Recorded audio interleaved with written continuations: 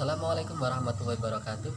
Selamat pagi semuanya, santri-santri semuanya. Semoga dalam keadaan sehat selalu dan dalam lindungan Allah Subhanahu wa taala. Udah lama ya kita tidak berjumpa berwajah di lingkungan pesantren.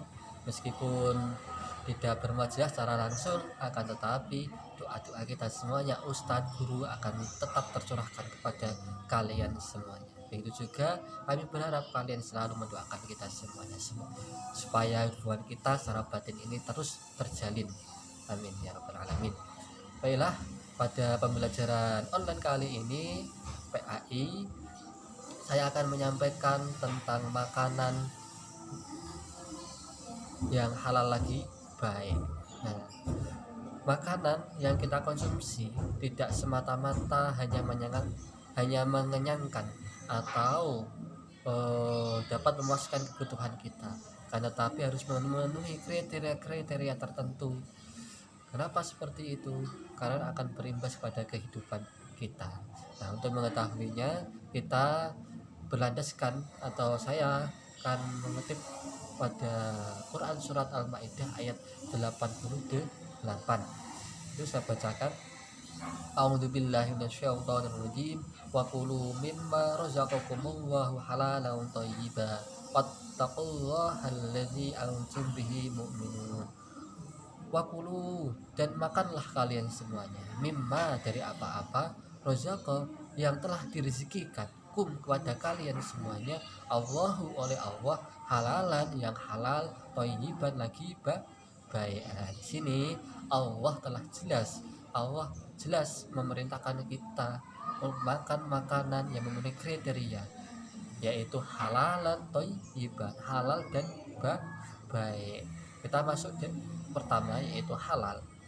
Nah, halal ini definisinya yaitu sesuatu yang diperbolehkan oleh syariat Islam. Nah, berarti sesuatu yang tidak diperbolehkan oleh syariat Islam itu tidak boleh untuk dimakan atau dikonsumsi. Ini halal yang diperbolehkan oleh syariat Islam.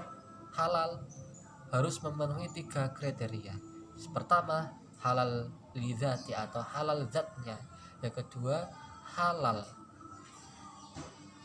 cara memperolehnya. Kemudian 3, halal prosesnya atau halal pengolahannya. Nah, halal lidzati jenisnya ini adalah semua makanan yang diperbolehkan oleh Al-Quran atau diperbolehkan oleh Allah Subhanahu wa taala. Contohnya halal lidzati ini adalah tempe, kemudian daging tentunya daging hewan-hewan yang diperbolehkan oleh Allah Subhanahu wa taala, bukan daging babi, bukan daging anjing, bukan daging hewan yang mati tanpa disembelih sesuai syariat Islam. Nah, itu semuanya.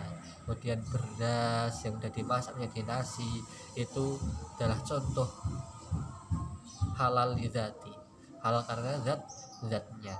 Kemudian yang kedua adalah halal cara memperolehnya atau prosesnya ini. Nah, ini belum tentu halal lidzati, tapi diperoleh dengan cara yang haram atau cara yang tidak sesuai syariat Islam, maka hukumnya menjadi haram. Contohnya adalah halal prosesnya ini kita memperolehnya atau mendapatkan rezeki tadi itu dengan cara yang halal.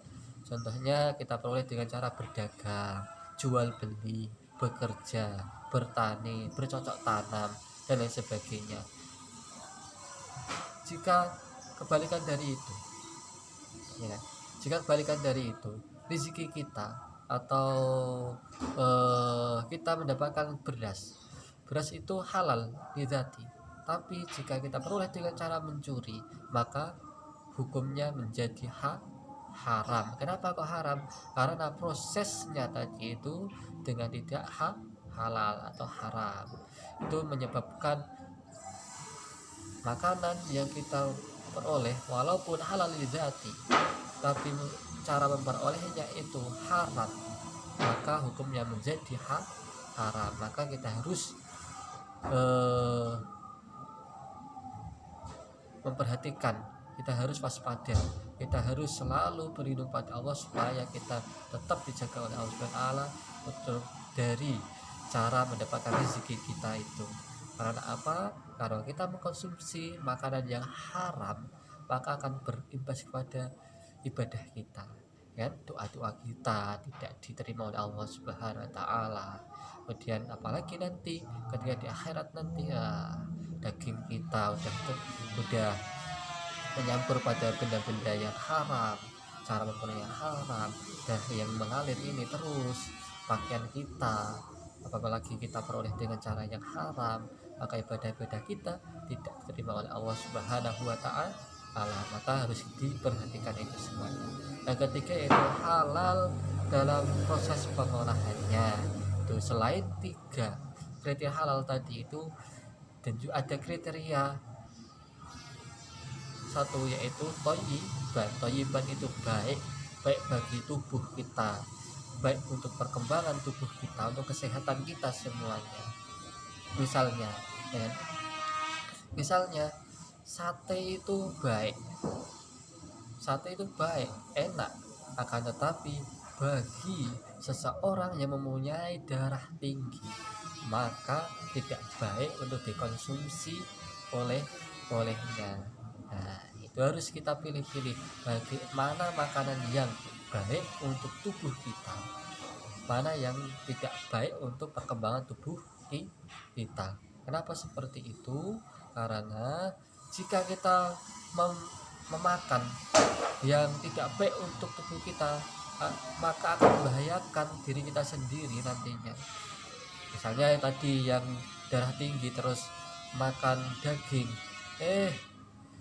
terus makan karena kepengen banget, terus dimakan, darahnya naik, akhirnya sakit, terus masuk rumah sakit. Nah, ini membahayakan. Dia kalau masuk rumah sakit terselamat, kalau enggak naudzubillah min dzalik. Makanya kita harus waspada terhadap makanan yang kita konsumsi, ya. Kita harus memperhatikan kehalalan, keharamannya, kemudian baik bagi tubuh kita atau tidak tuh, ya. Itu mungkin itu yang bisa saya jelaskan. Selanjutnya akan saya jelaskan pada pertemuan berikutnya. Jangan lupa tetap di rumah dan selalu berdoa kepada Allah SWT, selalu tambahkan ilmu, sehat selalu, dan menjadi orang yang cerdas dan soleh. Amin ya robbal alamin. Jangan lupa absen ya. Demikian yang saya sampaikan, semoga bermanfaat. Assalamualaikum warahmatullahi wabarakatuh.